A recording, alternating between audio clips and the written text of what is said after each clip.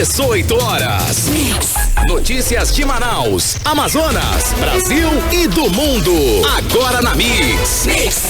Boa noite pra você em 100,7. Boa noite pra você na sintonia certa. Agora são 6 horas em ponto em Manaus e nós estamos começando mais uma edição do programa 18 horas. Começando também mais uma semana, hein? Hoje, segunda-feira, 23 de agosto, ano 2021. Karime, final de semana, tudo bem? Tudo certo? Foi bacana? Tudo tranquilo, tudo ótimo e segundou, né, Carlão? Maravilha, mais uma semana inteirinha, novinha aí pra gente fazer e realizar um monte de coisa. Olha coisa boa. Que bacana. Boa noite pra você sintonizado aqui em 100,7. Estamos juntos a partir de agora até às 7 da noite aqui no 18 horas. 6 e 1. 18 horas. Nós vamos aos destaques do 18 horas desta segunda-feira. Você vai saber como foi o primeiro dia de volta às aulas 100% presenciais nas redes estadual e municipal de ensino. Ó, presta atenção, começa a valer hoje as novas medidas de controle da pandemia. Começam a valer a partir de hoje, tá? Entre outras coisas, torna obrigatório apresentar a carteirinha de vacinação contra a Covid em bares e restaurantes. O vereador Wilson Lima não participa e nem manda representante para a reunião de governadores em favor da democracia e apoio ao Supremo Tribunal Federal. A Fundação Secom suspende cirurgias de grande porte por causa de superbactéria na unidade. Essas e outras notícias, os principais destaques do dia, você confere a partir de agora, hein? Vamos juntos com você em mais uma edição do 18 horas, até às 7 da noite, aqui no melhor Mix do Brasil. 18 horas. E hoje foi dia de voltar à sala de aula, hein? Cerca de 230 mil alunos da rede estadual de ensino de Manaus voltaram às aulas nesta segunda-feira. O retorno de todos os alunos ao formato presencial ocorre no momento em que o Amazonas registra 6 casos da variante Delta, preocupante variante Delta, conhecida por ser a mais transmissível entre todas as cepas do coronavírus. E as aulas presenciais na rede municipal também voltaram. Ao todo, cerca de 426 mil alunos da rede estadual e municipal de Manaus voltaram para as salas de aula hoje. A maioria das escolas da rede privada também volta às aulas presenciais durante essa semana. Bom, e com isso, a gente já viu que o trânsito aqui já ficou super tumultuado, né? Logo pela manhã, mudou, o estresse, né, exatamente. Estava mais complicado. O estresse tomou conta aí de alguns motoristas por causa dos engarrafamentos. A cidade voltou a ter a rotina de antes da pandemia, que chegou aqui no estado em março de 2020. Aí dentro das salas de aula, o clima é de que a pandemia acabou. Na maioria das escolas não há o distanciamento social devido e nem todas estão adaptadas para a volta das aulas 100% presenciais. Mas vamos saber mais detalhes sobre o retorno dos alunos às salas de aula na reportagem de Ananda Chama. Em torno de 426 mil alunos das redes municipal e estadual retornaram às aulas 100% presenciais hoje. O governo informou que 235 escolas estaduais retornaram e a prefeitura informou que voltaram com 390 unidades de ensino. Tanto a Secretaria de Educação do Estado quanto a municipal informaram que as escolas foram adaptadas para que sejam cumpridos os protocolos de segurança em saúde, respeitando o distanciamento social, o uso das máscaras, lavar as mãos com água e sabão e o uso do álcool em gel. Todas as escolas têm tapetes sanitizantes e sinalizadores. A Secretaria de Estado de Educação do Amazonas informou que os alunos e profissionais da educação que confirmarem casos de Covid-19 serão afastados e, posteriormente, as escolas passarão por uma higienização do ambiente. Já a Secretaria Municipal de Educação informou que os profissionais e alunos que testarem positivo vão ser afastados das atividades presenciais. O retorno às aulas 100% presenciais foi marcado com o descumprimento do distanciamento social, aglomeração e dos protocolos sanitários. É o que diz a presidente do Sindicato dos Trabalhadores em Educação do Amazonas, Ana Cristina Rodrigues. Aglomeração, salas de aula lotada, refeitório sem espaço social cumprido devidamente é o que encontramos nesse primeiro dia do retorno presencial em 100% da rede pública do Estado e do município de Manaus. Infelizmente, a Prefeitura e o Estado não cumprem o protocolo da FVS em relação ao distanciamento. O que mais nos preocupa são as crianças de 5 ou 6 anos que estão aglomeradas em refeitórios e, com isso, levando suas vidas e a vida de suas famílias e dos trabalhadores para a situação de vulnerabilidade. A variante que ora está em Manaus é uma variante muito agressiva. Por isso, é preciso que recuemos e reconheçamos que a vida dos trabalhadores, dos alunos e da sociedade está em perigo. É preciso que o governo do Estado e a Prefeitura de Manaus olhem para a vida da população manauara como de fato deve ser visto. E essa preocupação não é só nossa dos trabalhadores, mas sim da sociedade como um todo. Vale ressaltar que os adolescentes a partir dos 12 anos já podem tomar a dose do imunizante. Na semana passada foram divulgados 6 casos positivos de Covid com a nova variante Delta aqui no Amazonas. Ananda chama para o 18 horas. Você está ouvindo 18 horas. Entrevista do dia. E vamos continuar falando sobre o retorno das aulas 100% presencial aqui em Manaus e vamos conversar agora com o secretário municipal de Educação, Paulderney Avelino, que está presente aqui nos estúdios para conversar com a gente, e com Lambert Melo, coordenador de comunicação do Sindicato dos Professores e Pedagogos de Manaus. Muitíssimo boa noite. Já começo agradecendo a participação e a presença de vocês aqui no programa 18 horas. Muitíssimo obrigada. Obrigado a vocês. Estou à disposição. Boa noite. Então, secretário, faz o balanço para a gente. Como é que o senhor analisa, como é que foi o primeiro dia de volta às aulas presenciais, 100% presenciais aqui no município? Bom, nós estamos, desde o dia 31 de maio, fazendo o trabalho presencial nas escolas do município. E iniciamos do dia 31 de maio, exatamente com metade das turmas em cada dia da semana. Então, era metade na escola e metade recebendo a aula remota. E tudo isso foi uma preparação. Os profissionais da educação, alguns já tinham tomado as 2 doses da vacina e muitos foram vacinados também com a primeira, quase todos foram vacinados com a primeira dose. Então, nós fizemos esse trabalho com a vacina e o trabalho para seguir os protocolos que a ciência recomenda, ou seja, o uso de máscara, o álcool, a pia com água e sabão, o distanciamento, tudo isso nós fizemos esse trabalho, entendendo que a escola e o mundo inteiro diz isso, os cientistas, os infectologistas, a escola é muito mais segura do que eventualmente a criança está em casa, porque o pai e a mãe não estão o tempo todo com as crianças. E ela sai para a rua e tal, tem contato com pessoas que ela não conhece. E na escola não, na escola professores e tal estão todos ali próximos e vendo o que está acontecendo. Esse trabalho, portanto, não é um trabalho que começou hoje, é um trabalho que vem já desde o dia 31 de maio. Ok, agora nós passamos a bola para o representante do Asprom Sindical, Albert Melo. Tudo bem, Albert? Boa noite. Boa noite, Carlos. É um prazer falar com vocês e com os ouvintes da Rádio Mix. Ok, como vocês estão avaliando esse retorno às salas de aula de todos os alunos, esse 100% presencial nesta segunda-feira? Obrigado pela oportunidade, Carlos.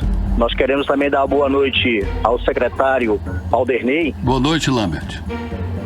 Mas nós queremos dizer aos ouvintes da Rádio Mix, da sociedade amazonense, que nós não estamos satisfeitos com esse retorno das aulas presenciais 100% dos nossos alunos, porque, infelizmente, todos os problemas que já existiam antes para que se estabelecesse o retorno gradual e alternado com frequência de 50% em cada dia da semana, eles continuam existindo e agora agravados com essa aglomeração absurda que está sendo proporcionada pelos governantes do nosso estado e da nossa cidade, quando estes alunos estão sendo obrigados a saírem de suas casas para irem para as escolas.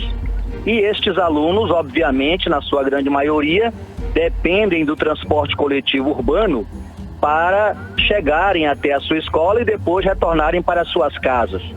Então, eles ficam muito mais expostos às contaminações com o vírus, porque agora estão utilizando um transporte coletivo muito mais superlotado do que era o normal e sem ter dentro desses ônibus nenhum tipo de fiscalização que garanta a eles que não terão contato com o vírus dentro dos coletivos. Então os ônibus andam superlotados, não há fiscalização para saber se quem está dentro do ônibus usa máscara ou não, não há disponibilização de álcool em gel para que seja feita a higienização e também não há higienização do veículo após o final de cada viagem. E também as empresas não são fiscalizadas para caso houvesse um protocolo, elas poderem serem punidas pelo não respeito a um protocolo de higienização e de disponibilização de materiais para garantir a segurança e da vida dessas pessoas. Então, todos esses estudantes, nós temos aqui na capital aproximadamente uns 450 mil estudantes, e nós temos agora retornando mais de 400 mil, eles estão aí agora pegando esses ônibus superlotados, tendo contato com o vírus, levando isso para dentro das escolas e também levando para as suas casas. Então nós entendemos que faltou aí uma responsabilidade maior do poder público para verificar que esse momento que nós estamos vivendo, ele é muito delicado, principalmente porque nós temos transitando a nossa cidade uma variante do coronavírus que é muito mais letal do que as outras que nós já tivemos e que vai agora se aproveitar dessas aglomerações que estão sendo realizadas de uma forma absurda para se propagar e se espalhar e a contaminação aumentar na nossa cidade. Então nós consideramos que é lamentável isso que está acontecendo. Secretário, por favor, pode responder, passe seu tempo. Eu não fui inquirido pelo Lambert, ele colocou a posição dele. O senhor gostaria de responder ou explicar que ao mesmo tempo Isso é a fala de um sindicalista. Certo. É a fala de um sindicalista que está tentando prestar serviço para como é que eu posso dizer? Uma parcela muito pequena, porque os professores todos aderiram ao retorno, não há problema nenhum dentro das escolas. Os professores receberam a segunda dose da vacina, todos. Os alunos acima de 12 anos já estão sendo vacinados também com a primeira dose da vacina. Nós temos o cuidado e a responsabilidade de tratar essa questão com todo o respeito que o momento merece. Portanto, veja, o Lambert, o professor Lambert, está fazendo o papel dele. Como a professora Ana Cristina também está fazendo o papel dela, que é presidente do outro sindicato. São dois sindicatos que nós temos em Manaus de professores. Agora, nenhum dos dois conseguiu desmobilizar, porque os professores querem trabalhar. Os pais de aluno querem o retorno às aulas. Os alunos, se você fosse hoje na escola ou nas escolas que eu fui, visitei 5 escolas hoje, as crianças felizes, todos estudando nas salas, as escolas funcionando e os professores lecionando e os alunos lá. Ou seja, não vejo, acho que uma acusação que eu ouvi hoje da professora Ana Cristina foi que os alunos, na hora da merenda, eles se aglomeravam. veja, não é questão de se aglomerar, as crianças vão com professores para o refeitório, fazem o seu lanche, voltam. Agora, quero dizer o seguinte, nós temos responsabilidade e não conseguimos voltar com todas as escolas hoje no sistema presencial 100%. Não conseguimos porque tem escola que não tem condições de receber os alunos. Da forma que deve. Da forma que deve. Elas estão passando por reforma, por manutenção. Exatamente. Agora, as escolas que não têm condições, essas ou ficaram no sistema semipresencial ou não estão com o sistema presencial, continuam com o sistema remoto, porque nós continuamos oferecendo as aulas pelo sistema remoto. Então, veja bem, nós temos a responsabilidade, porque todos os professores sabem, e da nossa rede, e do Brasil inteiro, e do mundo inteiro, que houve uma perda muito grande de aprendizagem.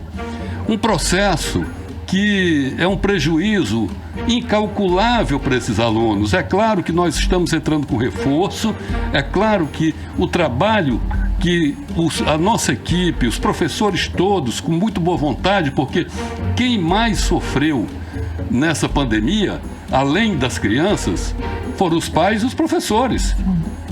Os professores que tinham que ficar o dia inteiro trabalhando e orientando, tirando dúvidas quando essas dúvidas vinham, e muitas vezes os alunos, eles continuavam sem entender, porque é difícil você dar aula à distância, sobretudo para a criança. E as mães, muitas vezes, não estavam preparadas para atender a essa demanda. Então, o retorno presencial significa que há, sim, a possibilidade de nós fazermos o reforço escolar, de nós fazermos esse trabalho que não foi feito no ano de 2020, e a perda também em 2020 foi muito maior. Agora nós temos em torno de 87, quase 90% dos alunos engajados. Então, nós vamos continuar trabalhando. Me veja uma água, por favor. Claro que sim. O tempo aqui dentro do estúdio está muito seco. Sem dúvida. Um minutinho, por favor. A gente já providencia a sua água. Já está aí. Ok. Obrigado. Restaurou, hein? Então, veja bem, nós vamos continuar trabalhando. Se houver algum problema, se houver algum caso, e 6 casos da variante Delta, isso aí não é coisa para dizer que por conta disso não vai ter aula. Nós temos o aval da FVS, nós temos o aval da Secretaria Municipal de Saúde, Secretaria Estadual de Saúde e todos os órgãos da ciência do estado do Amazonas, sem contar com o resto do Brasil, que muitos estados também retornaram. Ok, agora, professor Lambert, essa questão, o senhor falou das crianças nos ônibus escolares, que elas também estão sendo expostas aí ao perigo. Agora, tem um outro processo também, que é o ciclo vacinal dos professores, as doses dos imunizantes contra a Covid-19. Professor Lambert, o senhor acha que isso é um agravante, isso é um problema nesse retorno às aulas presenciais? Com certeza isso é um problema, porque infelizmente nós não ainda temos 100% da categoria dos professores e numa dimensão maior dos trabalhadores da educação com o seu processo vacinal concluído, que é tomada a segunda dose e passado os 15 dias após essa segunda dose. Então, ainda existe uma quantidade grande de professores e de trabalhadores da educação que estão nesse risco de serem contaminados numa proporção maior porque não tomaram ainda essa segunda dose. Mas a nossa preocupação maior, Carlos e Karime, é principalmente com os nossos alunos. com as crianças, com os adolescentes, com os jovens. Porque até a idade dos 12 anos, não houve vacinação para essa quantidade de pessoas. Os que estão de 12 anos até aos 18 tomaram a primeira dose, mas veja que não se chegou ainda aos 14 dias da primeira dose desses alunos de 12 aos 18 anos. E nós temos toda essa quantidade de alunos até os 12 anos, dos 5, 6 até os 12 anos, que não foram vacinados. E isso é algo realmente muito irresponsável. Como é que um governante, um administrador, um responsável por vidas obriga pessoas não vacinadas a irem se aglomerar dentro de cubículos que são as salas de aulas das nossas escolas públicas para estarem ali à mercê da contaminação de um vírus? A Fundação de Vigilância da Saúde, ela determina que deve haver um distanciamento mínimo de 1,5 metro entre os alunos dentro de uma sala de aula. E todas as nossas salas de aulas das escolas públicas aqui da cidade de Manaus, elas não estão adequadas para fazer esse distanciamento mínimo de 1,5 metro com 35, 40, 45 alunos, até 50, como tem na rede estadual. Na rede municipal tem salas de aulas com 45 alunos e a média é entre 35 a 40 e, portanto, salas superlotadas. Em todas as salas de aulas que nós entrarmos amanhã, e eu convido você, Carlos, e você, Karine, a visitar qualquer escola pública da nossa cidade, levando uma fita métrica, para nós verificarmos que na sala de aula que tiver a lotação completa ali de 35, 40 alunos, não haverá o distanciamento de 1,5 metro, como é a determinação da Fundação de Vigilância da Saúde. E a Fundação de Vigilância diz assim, que onde não for possível haver o distanciamento mínimo de 1,5 metro, deve permanecer o sistema alternado de 50%.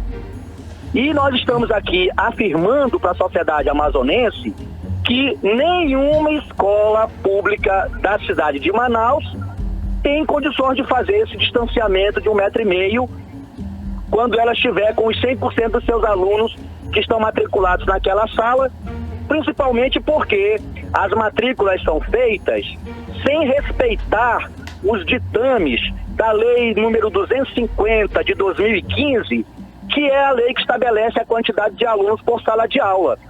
As secretarias, tanto a SEDUC quanto a CEMED, não respeitam a lei, superlotam as salas de aulas com 45, 50 alunos e agora obrigam esses alunos a se aglomerarem dentro das salas de aulas, desrespeitando as determinações da própria FVS. Então, o que nós estamos dizendo aqui enquanto sindicato é que essa determinação de aglomerar os alunos num cubículo, num espaço físico que não respeita esse distanciamento, é uma prática proposital de genocídio. Porque os governantes sabem que é impossível ter esse distanciamento, sabem que vai ser impossível evitar a circulação do vírus dentro da sala e estão determinando que as crianças e os alunos estejam dentro da sala de aula dessa maneira absurda. Então, realmente, isso é lamentável e seria muito importante que os pais e os responsáveis por alunos tomassem a decisão de amanhã visitar as escolas dos seus filhos com uma fita métrica e fazer a medição do distanciamento das carteiras e dos alunos para ver se tem lá 1,5 metro, que é o mínimo exigido. Bom, mas como o secretário falou, as escolas foram adaptadas para receber toda esse contingente, a demanda dos alunos. Agora, isso não é verdade.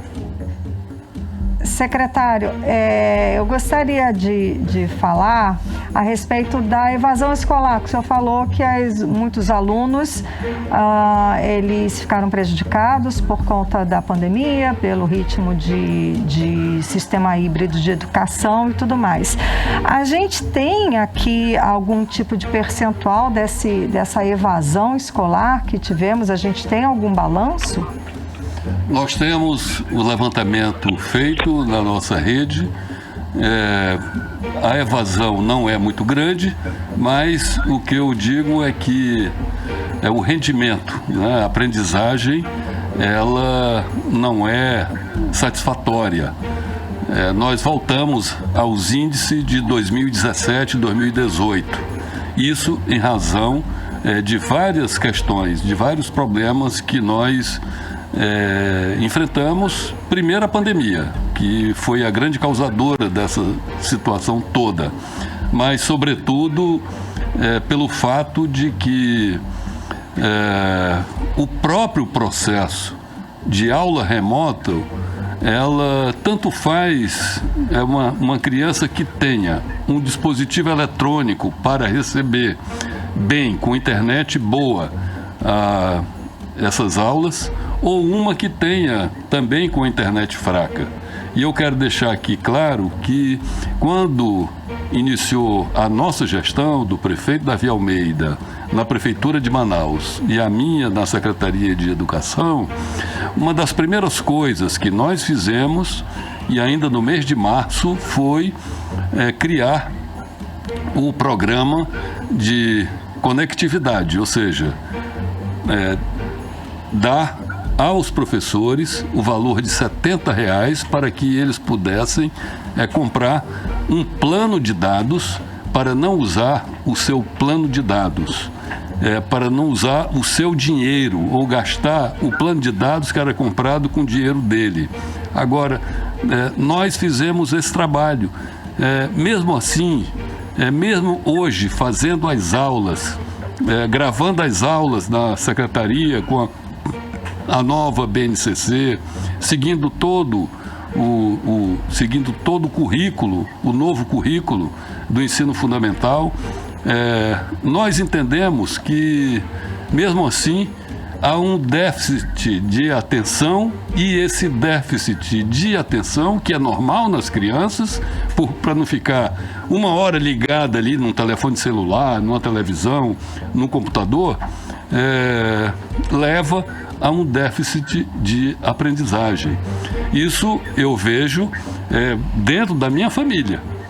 Isso eu vejo quando a gente visita as famílias. Então, o que nós deveríamos estar torcendo era para que o que nós estamos fazendo desse certo. Nós já temos muita dificuldade para que as pessoas fiquem torcendo contra, que as crianças se contaminem. Isso é um absurdo. Nós somos responsáveis, o trabalho vai continuar e nós vamos continuar fazendo o melhor que nós pudermos para as nossas crianças, com todo o respeito, com toda a responsabilidade, para que essas crianças possam ter a aprendizagem adequada na idade e a série em que eles estão. Secretário, ainda falando sobre, já estamos finalizando aqui, tem previsão do fim do ano letivo? Vai ser preciso estender mais? Eu havia lido alguma coisa do tipo 17 de dezembro seria o fim do ano letivo, mas será que vai ser preciso estender mais esse tempo? O senhor tem uma ideia já? O ano letivo está previsto porque nós estamos dando as aulas no sistema remoto e conta o dia letivo de aula. E agora, com a entrada no sistema presencial, nós vamos continuar contando os dias letivos. Então, acho que dia 17 a dia 18 de dezembro é o encerramento do ano letivo de 2021. E deve ficar, ser exatamente esse Não, sem necessidade de prorrogação, é isso que Sem necessidade de prorrogação, mas nós vamos continuar transmitindo aulas com reforço escolar para essas crianças, para tentar reduzir esse déficit que tem por conta da pandemia. Ok, então, muitíssimo obrigada pela participação dos dois, conversando hoje aqui sobre a volta às aulas 100% presencial aqui em Manaus. Conversamos com o secretário municipal de Educação, Paulderney Avelino, e com o coordenador de comunicação do Sindicato dos Professores e Pedagogos de Manaus, Lambert Melo. Muito boa noite, muitíssimo obrigada, Lambert, pela sua participação também, conversando com a gente por telefone. Nós que agradecemos. Muitíssimo obrigada. Seja Lambert. sempre bem-vindo aqui no programa 18 horas. Secretário, muitíssimo obrigada também pela sua presença, pelas suas informações importantíssimas. Uma ótima noite, muito obrigada. Boa noite, obrigado.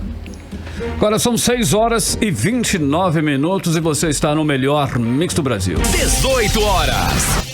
Bares e restaurantes no Amazonas devem cobrar carteira de vacinação a partir de hoje. A repórter Ananda Chama traz mais detalhes sobre essas e outras medidas do governo do Amazonas que combate a pandemia e que passaram a valer a partir de hoje. Ananda Chama. Na última sexta-feira, o governo do Amazonas, por meio do Comitê Intersetorial de Enfrentamento à Covid-19, definiu novas medidas para estimular a vacinação contra o novo coronavírus, que começam a funcionar a partir de hoje e valerão por 15 dias.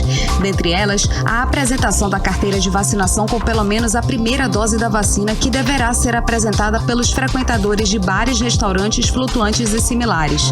Além da apresentação da carteira de vacinação pelos frequentadores, os estabelecimentos poderão funcionar até 3 horas da manhã com 75% de ocupação. Os flutuantes estarão autorizados a funcionar das 7 horas da manhã até as 7 horas da noite, com música ao vivo. O grupo musical poderá ter até 3 componentes. O comitê definiu mudanças no decreto que estabelece as medidas para o enfrentamento da pandemia após avaliar os dados epidemiológicos e de assistência à saúde.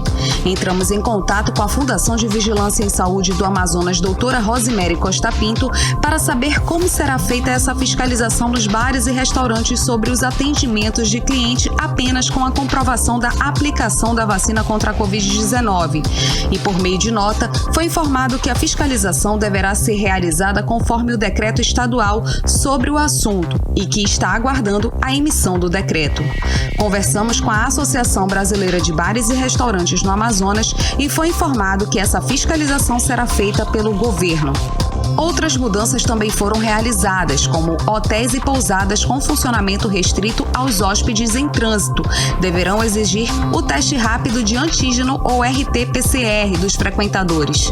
Feiras e mercados vão poder funcionar com 75% de ocupação e estará liberado para o consumo de alimentos no local.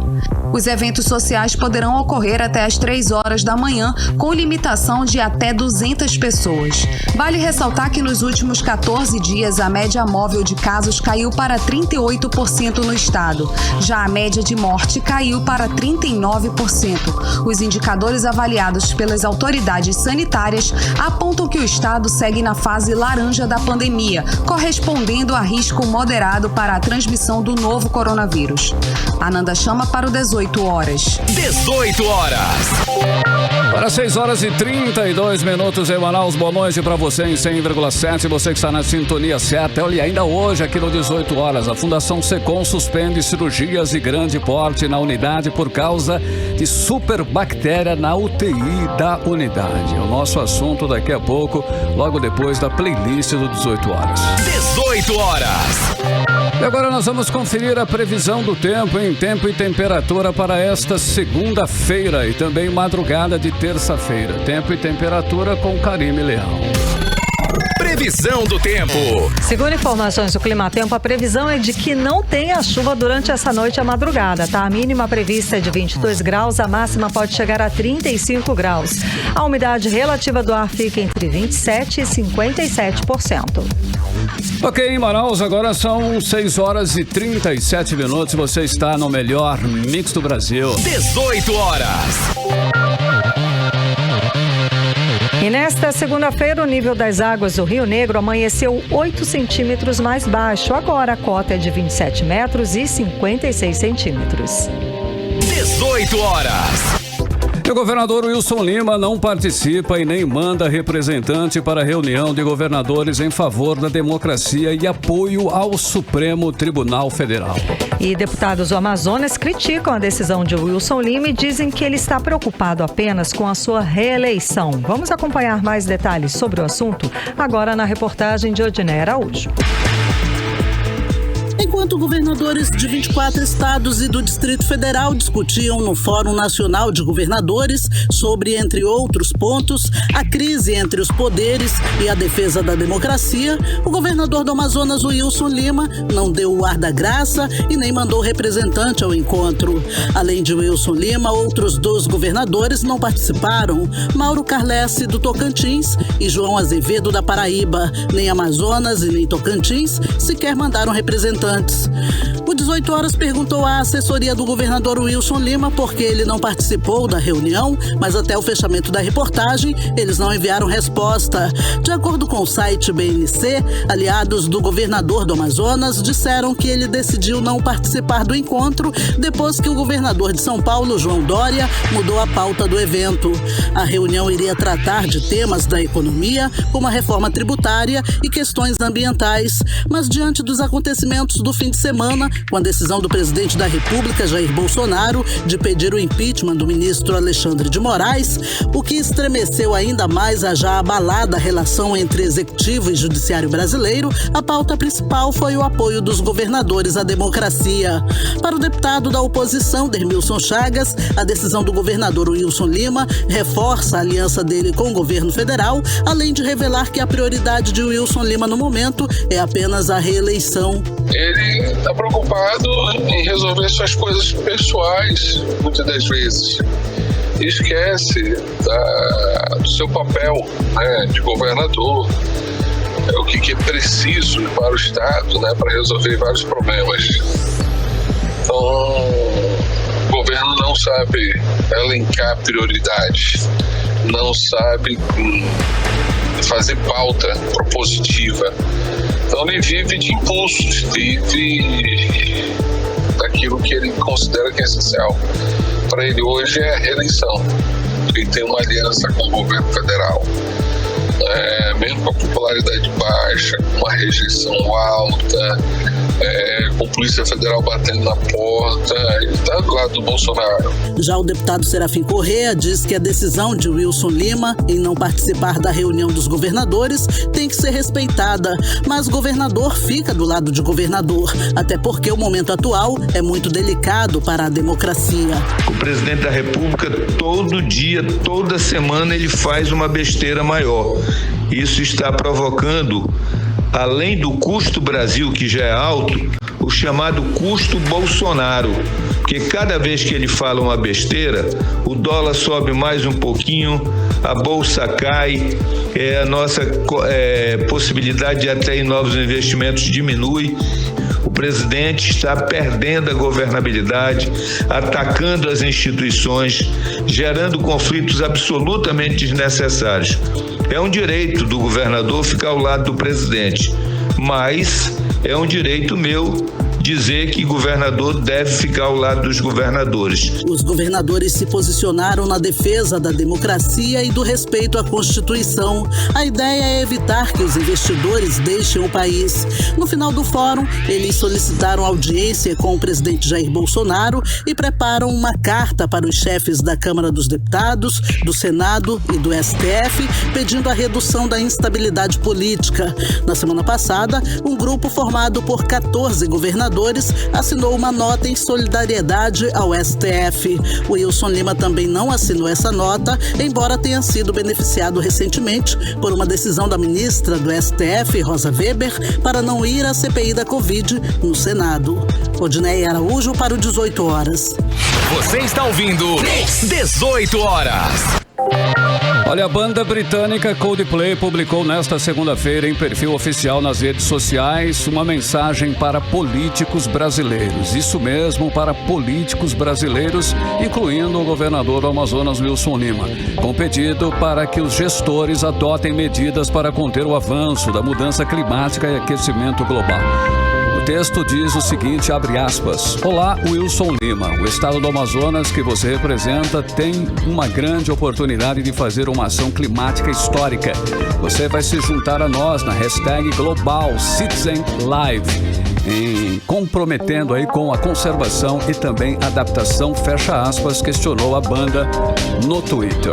Foi praticamente um convite, né? E aí, governador, vamos lá também, hashtag. Hashtag, vem com a gente. Bom, além de Wilson Lima, foram citados outros representantes brasileiros, como o Valdez Góes, que é governador do Amapá, e o Helder Barbalho, do Pará. Essa ação faz parte do Global Citizen Live, um evento internacional que reúne grandes astros da música e cobra ações para conter o avanço do aquecimento global. Para a gente ter uma ideia, entre bandas e personalidades e artistas que fazem parte aí do movimento, estão Metallica, BTS, Camila Cabello, Rick Martin e Demi Lovato. E foi na live do Coldplay, é isso, Karime Leão, a banda britânica. Ok, agora são 6h43, você no melhor mix do Brasil. 18 horas. Agora vamos para Brasília conversar com o correspondente do programa 18 Horas lá, o jornalista Carlos Eduardo Matos. Carlos Eduardo, muito boa noite. Então, aquela história, entra a semana, acaba a semana e o assunto é sempre o mesmo, o atrito aí entre o presidente Bolsonaro e os ministros do Supremo Tribunal Federal.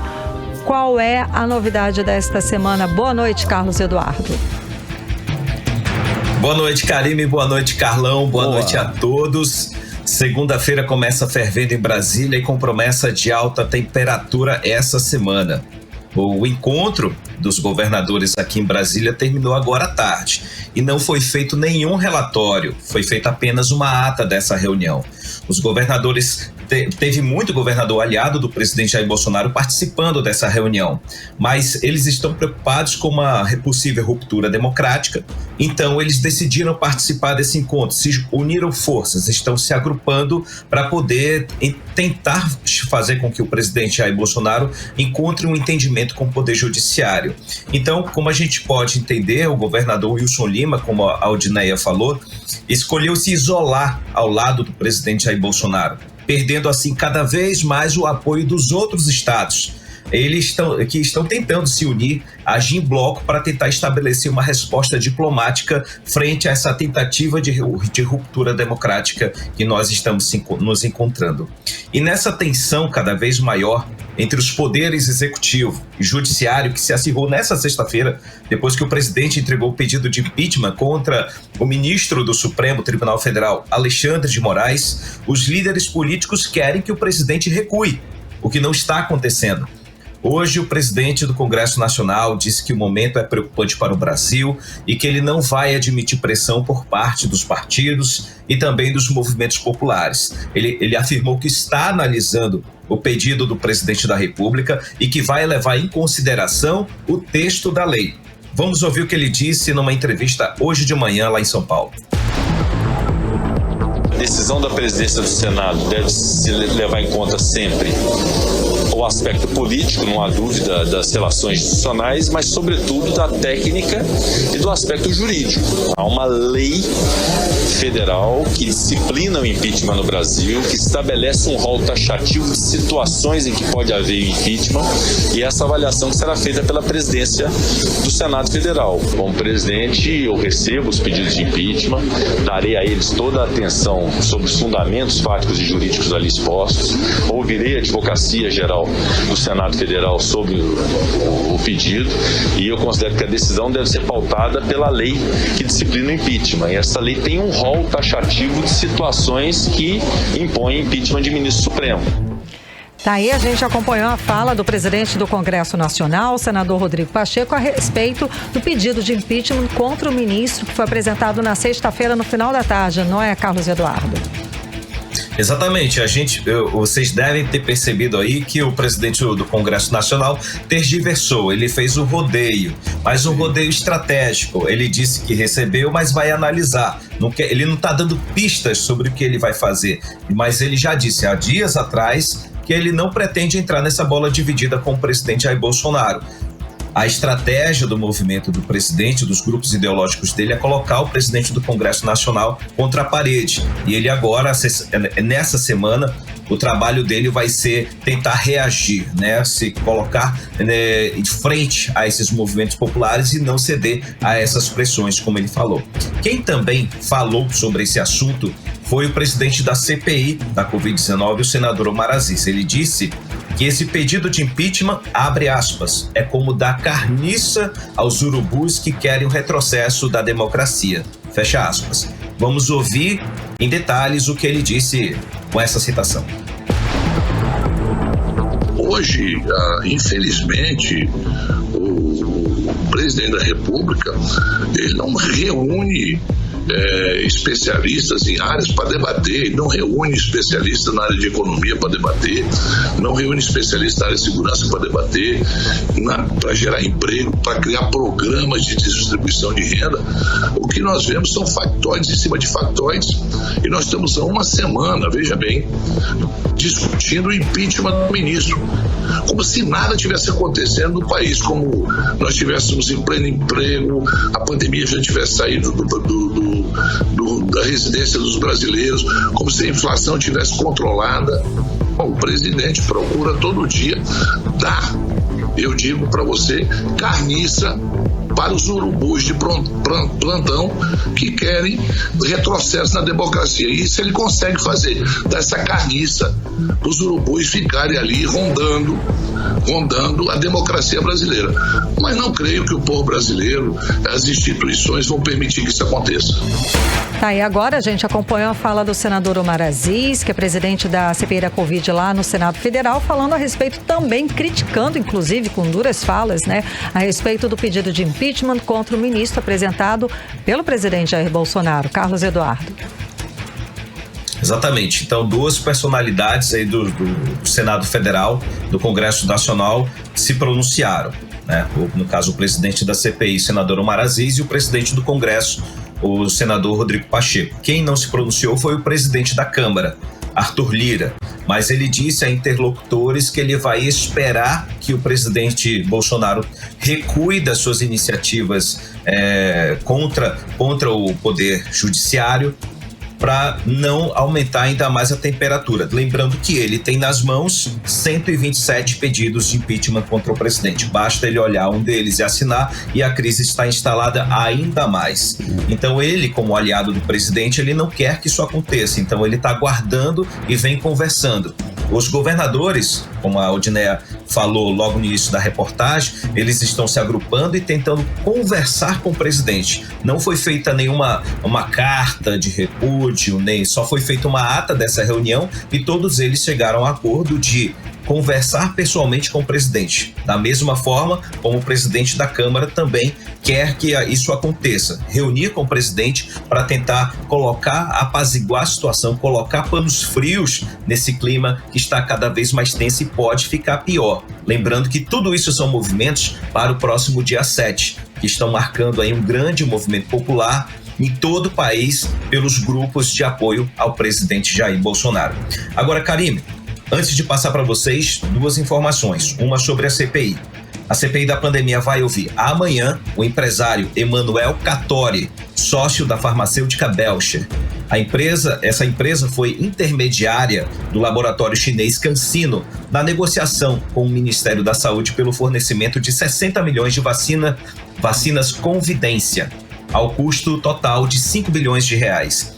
A Belcher tem sede em Maringá, que é o município, o reduto eleitoral do líder do governo da Câmara, o deputado federal Ricardo Barros, que é um dos investigados dessa CPI. Então, mais uma vez, a CPI ela volta a atuar em cima dos ataques políticos contra esses intermediadores, principalmente o deputado Ricardo Barros, que é do Partido Progressistas e aliadíssimo do presidente Jair Bolsonaro. Okay. E também, Karime, amanhã... Posso? Muito correndinho, amado. Estamos correndinho aqui contra o tempo. Vamos correr. Então, amanhã, além dessa reunião da CPI da Covid, vai ter também uma sabatina do Procurador-Geral da República, Augusto Aras, pela Comissão de Constituição e Justiça do Senado.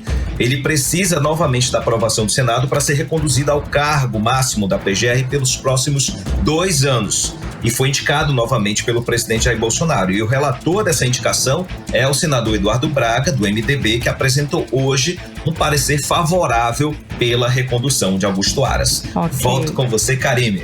Muito obrigada, querido. Ótimo trabalho, uma boa noite. Agora 6 horas tchau pra vocês. Tchau, tchau. Agora 6 horas e 53 minutos. 18 horas. E em instantes, a Fundação Secom suspende cirurgias de grande porte na unidade por causa de superbactéria na UTI da unidade. É o nosso assunto logo depois da playlist. 18 horas. A Fundação Secom suspende cirurgias de grande porte na unidade por causa de superbactéria na UTI. Pois é, a unidade, que é referência no tratamento de câncer na região norte, está com as cirurgias suspensas por 7 dias. O Sindicato dos Médicos do Amazonas apoia a decisão para preservar os pacientes. Vamos conferir mais detalhes agora na reportagem de Odinei Araújo. A suspensão das cirurgias, de acordo com o documento da direção da Fundação Secom, é por 7 dias. O documento datado de 20 de agosto determina que devem ser suspensas as cirurgias de grande porte com indicação de suporte intensivo pós-operatório.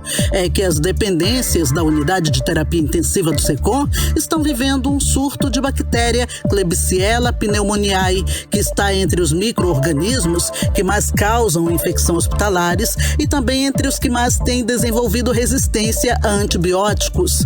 Quando entra no organismo, é capaz de produzir pneumonia ou meningite, além de diversas infecções graves. A infecção é mais frequente em crianças, idosos ou pessoas com sistema imunológico debilitado e que permanecem muito tempo internadas no hospital. Os sintomas da bactéria podem incluir febre acima de 39 graus, aumento da frequência cardíaca, dificuldade para respirar, pneumonia, infecção urinária. A transmissão pode ser feita através do contato direto com salivas e outras secreções do paciente ou através da partilha de objetos contaminados. Essa bactéria já foi encontrada em terminais rodoviários e banheiros públicos e, como pode facilmente se espalhar através do contato com a pele ou pelo ar, qualquer pessoa pode ser contaminada. O presidente do Sindicato dos Médicos do Amazonas, Mário Viana, apoia a decisão da direção do Hospital Secom. Essas medidas que o Dr. Gerson anunciou são adequadas, né?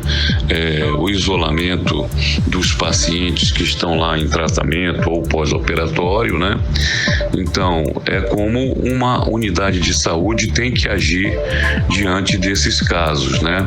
Para que essa bactéria não seja transmitida a outros pacientes e até ultrapasse os limites daquela unidade de saúde, sendo carreado até por profissionais que trabalham em outras unidades. A infecção pela bactéria tem cura, mas é difícil de alcançar porque existem poucos antibióticos capazes de destruir esse tipo de micro-organismo. Devido à sua multiresistência, os hospitais adotam medidas preventivas como a suspensão de cirurgias, além de outros procedimentos que precisam ser adotados tanto pelos profissionais da saúde quanto pelos visitantes do hospital. Para prevenir a transmissão da bactéria Klebsiella pneumoniae, é recomendado lavar as mãos antes e após contato com pacientes no hospital, utilizar luvas e máscaras de proteção para ter contato com o paciente, não partilhar objetos com o paciente infectado. Odinei Araújo para o 18 horas. 18 horas. Agora em Manaus, 7 horas e 2 minutos. Seguimos direto para o Editorial 18 horas. Editorial 18 horas.